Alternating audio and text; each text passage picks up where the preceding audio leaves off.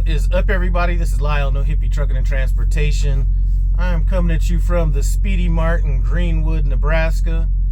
I-80, exit 420.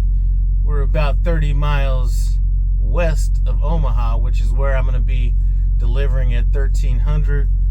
Got here yesterday at about 1500, so plenty of time to relax.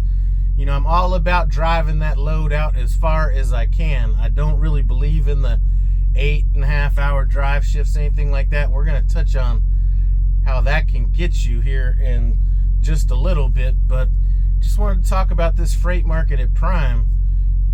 You know, I'm hearing the signs of freight are slowing down and things like that. I haven't been touched by that yet.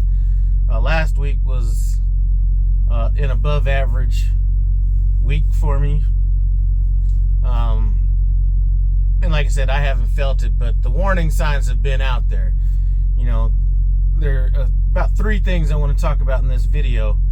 You know, I had got a message by a guy named Steven. He was a Prime driver, and he was basically talking about how his contract had got canceled at Prime for a few hiccups and things that he had. And he left that comment on a video that I made about 3 or 4 videos back, saying that you're going to feel uncomfortable at times or something along those lines. If you just search uncomfortable, you can see his comment in the comments section. But it's a very long comment, so it might be worth taking a look at. But Prime has seems like they're on a short leash right now, you know what I mean? You know, I got the comment from him talking about it, his contract being basically revoked, and then a few people have sent me messages that their fleet managers have sent them, which is what I'm going to get into in a second. But a couple of the things that this driver said in reasons for him to have his contract pulled was, you know, he had a couple critical events, and then I think he delivered a load that was sealed, and the load might have shifted, and when he got to the receiver, maybe they didn't accept the load or something like that. And I'm sure there were some other things involved, but definitely a shorter leash than what I'd been seeing in the past. You know what I'm saying? I know that there, excuse me for saying I know, you know what I'm saying, but you know, I remember when I first got out, one of the people that I was in training with that came out and, I mean, went through all kinds of different stuff. I don't know if she was ever late or anything like that, but definitely some critical events and definitely some damage to truck, trailer, personal cars and things like that, and they kind of rode it out with her for a while. But go check that comment out. Now, what I'm hearing from the fleet management side, and I'm going to be paraphrasing this as I'm reading, but this came out over the weekend, and the fleet manager was basically telling his fleet. Now, this is not my fleet manager, by the way. I've never seen anything from my fleet manager like this get sent, but basically saying that most areas of freight, well, okay, so it's saying that most areas are out of freight today, and we're already planning reloads for trucks today for Monday. So that would have been like at least a 24-hour wait for a load. Then some stuff that maybe didn't need to get said. You know, I'm not going to argue with you or anything like that. If you turn down a load, you're going to go to the back of the line, and that load will go to somebody else. There's not going to be any this load or that load. We have more trucks than freight. So if you don't want the load, it'll go to the next truck. So, you know, that's being sent out. Some other stuff that's being sent out is basically, and this is where to take note, is that we're in a very competitive marketplace right now. There are more trucks than freight in some areas. With the economy slowing, our customers are not begging us to take additional capacity as they once had over the last 2 years. We're going to be begging them for more freight. And then he's saying, we could do all these loads, but 1 or 2 screw ups, and that's what the customer remembers. We've had too many service failures, this thing is saying. Drivers taking 14, this goes back to what I was saying about me just getting loads there. Drivers taking 14-hour breaks and then thinking they can cover 500 miles in 9 hours, then claiming traffic was why they were late. That is one of the reasons why I always try to run. There is never going to be a time, if I have a load that's going to take 2 or 3 days, that I'm going to just shut down, with hours left on my clock, because you never know what's going to happen.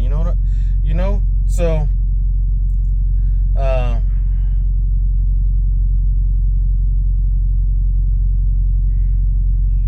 goes on about some stuff that doesn't really matter.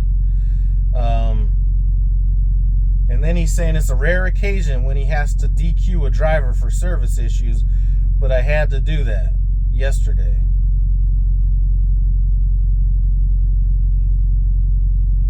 And it goes on. Let me get down to the next one.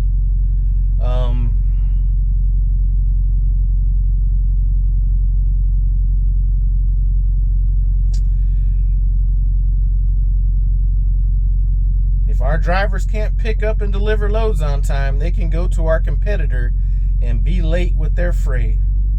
Kind of rapping in the video, you know what I'm saying? That could go on a rap song right there.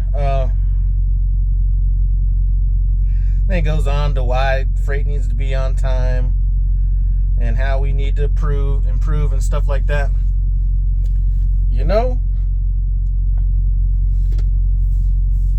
I can see there being a very short leash coming up here.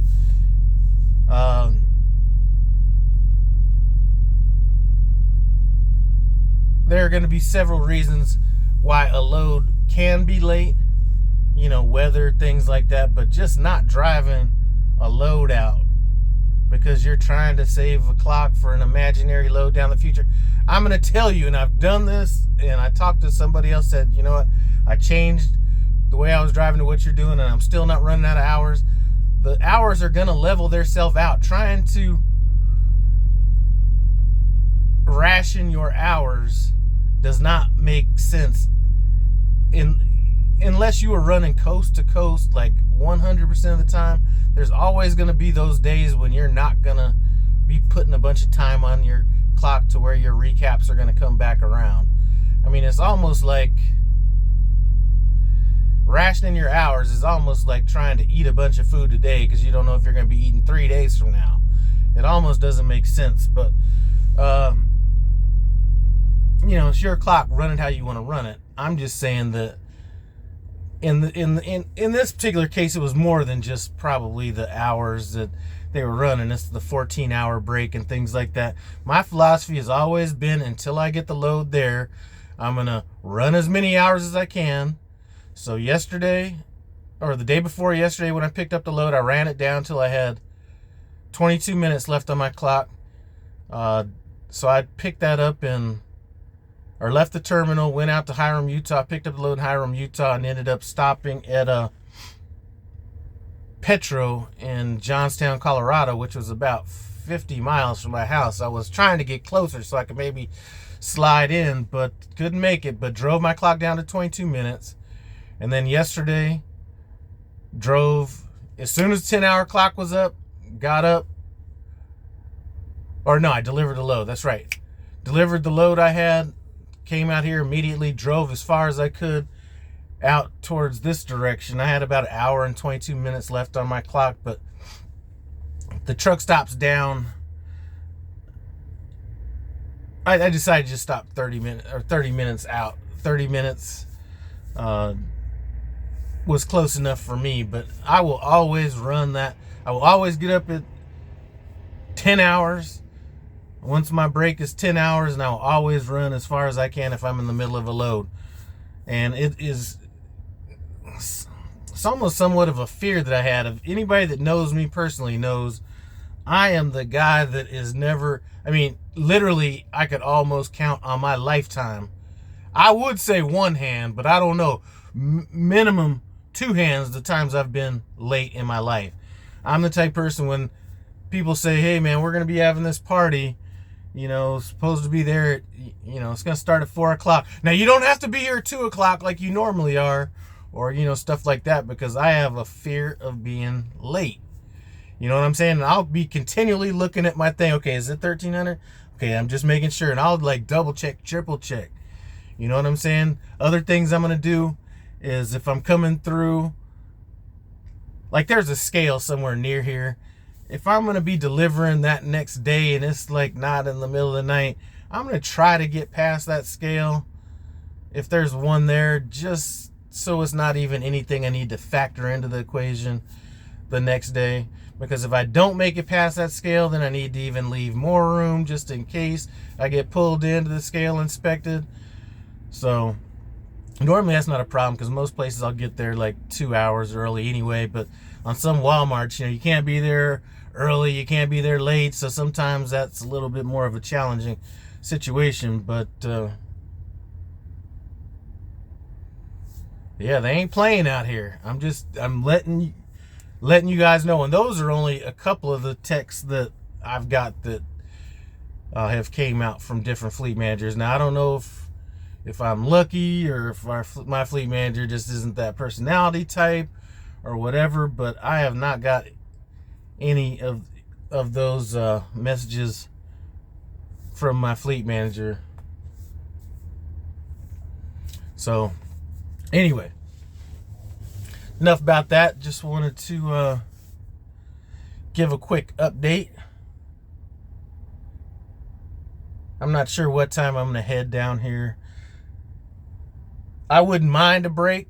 So if freight is slow, and that's another thing.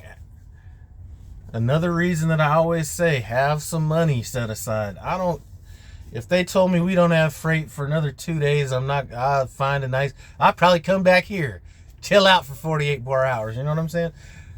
You know what? I'm sorry about saying you know what I'm saying. Somebody had said that that's something I need to work on, but I'm 54 years old.